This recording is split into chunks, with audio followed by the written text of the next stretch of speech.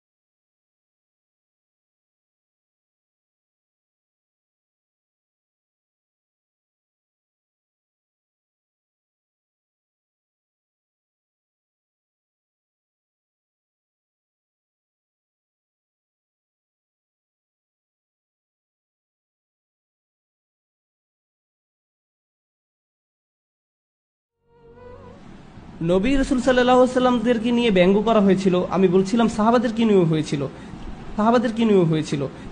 যেমন কোরআনে এসেছে ওয়ায়াসখারুনা মিনাল্লাযিনা আমানু, আর তারা ইমানদারদের প্রতি লক্ষ্য করে হাসাহাসি করে। কাফিরা তাদেরকে নিয়ে মজা করে যারা বিশ্বাস করে। এখন মৌলিক প্রশ্ন হলো, কেন রাসূল সাল্লাল্লাহু আলাইহি ওয়াসাল্লাম ও সাহাবাদেরকে নিয়ে ব্যঙ্গ করা হতো, আর এখন ওরা আমাদেরকে কেন ব্যঙ্গ করে? এই দুইটির কারণ কি একই? আমি বলবো না, একই কারণ নয়। তাদেরকে ব্যঙ্গ করা হতো কারণ ইসলামকে বন্ধ করে দেওয়ার এটি একটা উপায় ছিল, এটি ইসলামের প্রসার ঠেকানোর একটি উপায় ছিল। কারণ তারা জানতো না আর কি করার আছে। ইসলাম ছিল এতটাই চিন্তা জাগ্রতকারী, ইসলাম ছিল এতটাই দৃষ্টি উন্মুক্তকারী, ইসলাম ন্যায়ের ডাক দিয়েছিল, এটা সব ধরনের অবিচারকে প্রশ্নের সম্মুখীন করেছিল। মানুষ ইসলামের দিকে কেন্দ্রীভূত হচ্ছিল, যুবক বৃদ্ধ সব ধরনের মানুষকে ইসলাম টেনে নিয়ে আসছিল। আর ওরা জানতো না কিভাবে তা বন্ধ করা যায়। তাই তারা কৌশল অবলম্বন করলো যে রাসূল সাল্লাল্লাহু আলাইহি ওয়াসাল্লামকে মিথ্যাবাদী ডাকবে। হয়তো আমরা তাকে উপহাস করতে পারি আর হেসে উড়িয়ে দিব যাতে সবাই মনে করে তারা কিছুই না। এটা তাদের কৌশলগুলোর অন্যতম ছিল।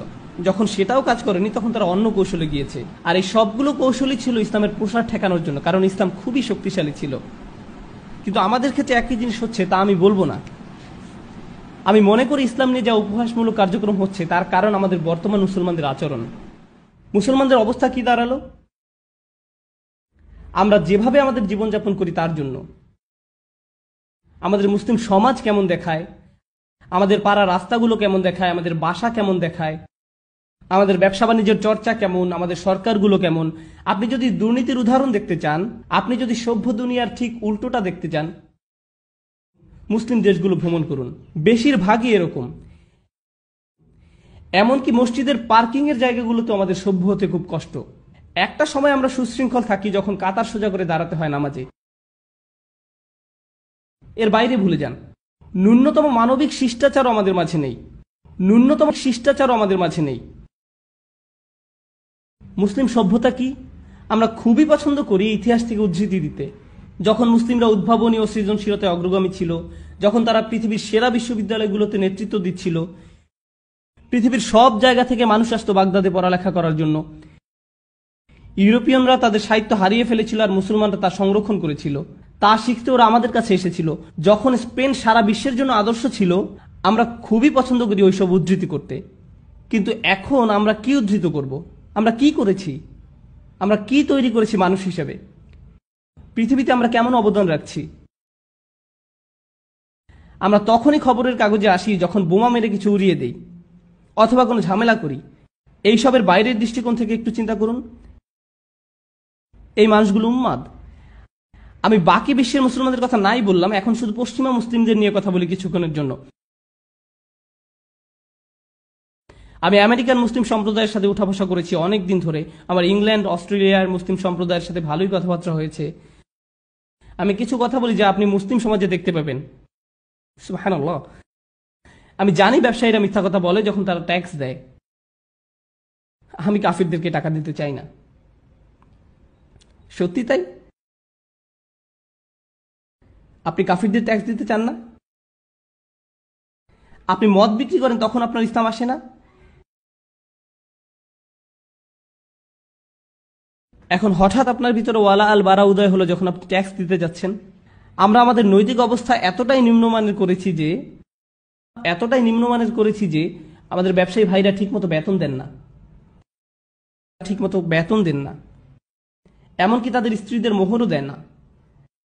তারা পৃথিবীর অবিচার নিয়ে কথা বলছে, কিন্তু তাদের ঘরেই ন্যায় বিচার নেই, স্ত্রীদের মোহরও দেয় না। কেউ ইসলামের প্রতি আকৃষ্ট হবে কেন?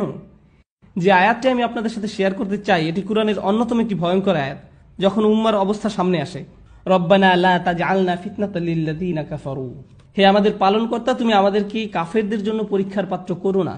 অন্য কথা, এই আয়াতের একটা অর্থ হলো, ইয়া আল্লাহ, আমাদেরকে এত অভাগা লজ্জাজনক মানুষে পরিণত করো না এবং ইসলামের সুন্দর শিক্ষা থেকে এত দূরে রেখো না যে যখন কোনো অমুসলিমরা আমাদের দেখবে তারা যেন না বলে, আমি কেন এই ইসলামের সাথে সম্পর্ক তৈরি করতে যাব, কেন আমি মুসলিম হব, আমি কি এই মানুষগুলোর মতো হব? তারা ব্যঙ্গ করার ক্ষেত্রে বৈধতা পেতে পারে না, কিন্তু আমরাও ন্যায়সঙ্গত নই যখন আমরা আয়নায় নিজেদের চেহারা দেখতে অস্বীকার করি। আমাদেরকে আয়নায় নিজেদের চেহারা দেখা শুরু করতে হবে, এই সমস্যার সমাধান করতে হবে। আর এটাই মোক্ষম সময় আমাদের বিরুদ্ধে দুনিয়ার অবস্থান নিয়ে অভিযোগ বন্ধ করার। আমরা সেই দলের মানুষ যাদের বিশ্বাস লা ইলাহা ইল্লাল্লাহ, আমাদের পাশে আছেন আল্লাহ আযজা ওয়া জাল্লা, তার সাহায্য যাবতীয় সকল সমস্যার চেয়ে শক্তিশালী। এমন কোন সমস্যা নেই যা বিশাল ভাবার কোনো উপায় আছে যদি আল্লাহ আপনার পাশে থাকেন। সমস্যা হলো আমরা আল্লাহর সাহায্যই চাইছি না, অন্তত এটি অর্জন করার কোনো প্রচেষ্টা আমাদের মাঝে নেই। এটি বিনামূল্যে পাওয়ার মতো কোনো জিনিস নয়, এটি অর্জন করার জিনিস। সেজন্য আমার ঘরের ভিতরটিকে একটি পরিবর্তনের মধ্য দিয়ে যেতে হবে, আমার পরিবারকে পরিবর্তনের মধ্য দিয়ে যেতে হবে, আমার চারপাশের মানুষগুলোকে সেই পরিবর্তনের মধ্য দিয়ে যেতে হবে। আমরা আমাদের নৈতিকতার মানদণ্ড হারিয়ে ফেলেছি।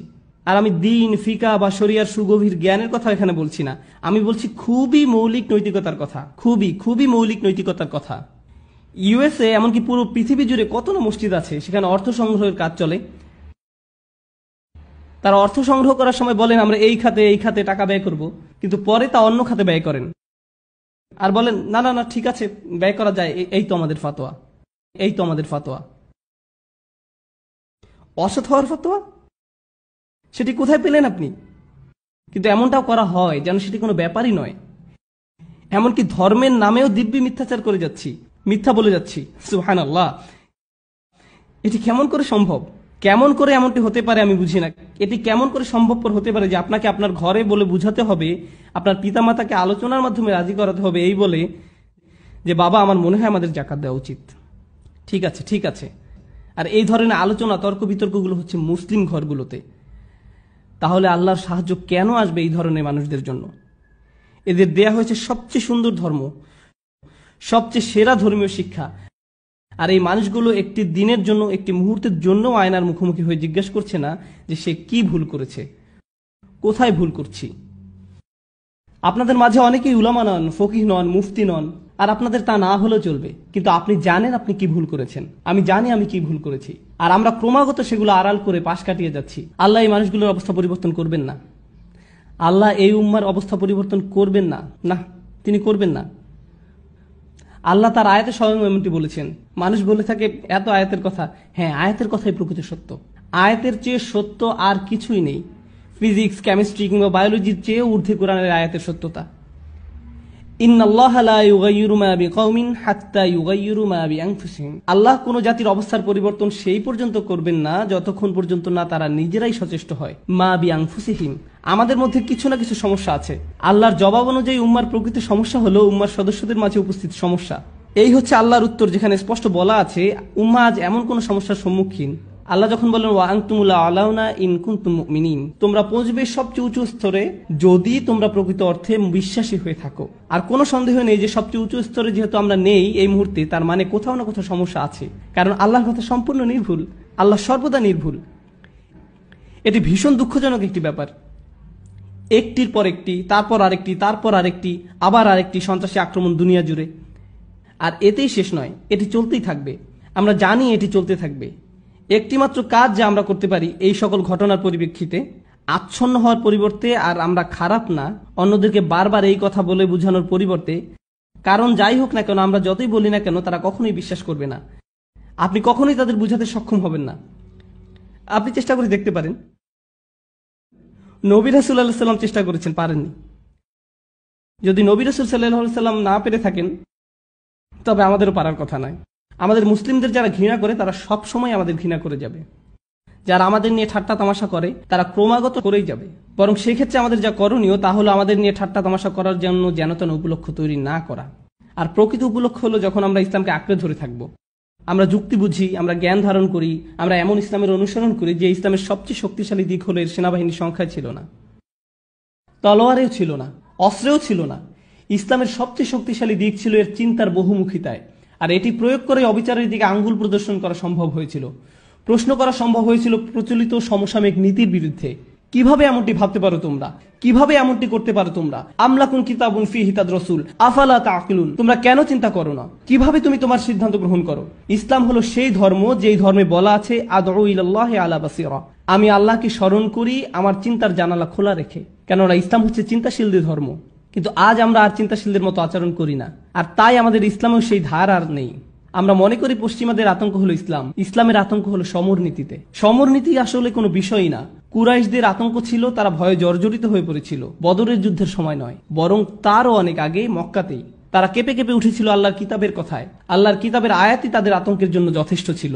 এটি যথেষ্ট যে 1000 বছর ধরে চলে আসা রীতি সংস্কৃতি ভেঙে যেতে, পরিবর্তিত হতে শুরু করবে আল্লাহর কিতাবের মাত্র কয়েকটি শব্দের প্রভাবে, মাত্র কয়েকটি শব্দ। কিন্তু আজ কিছু একটা হয়েছে আমাদের, আমরা আর সেই শব্দগুলোর সাথে নেই।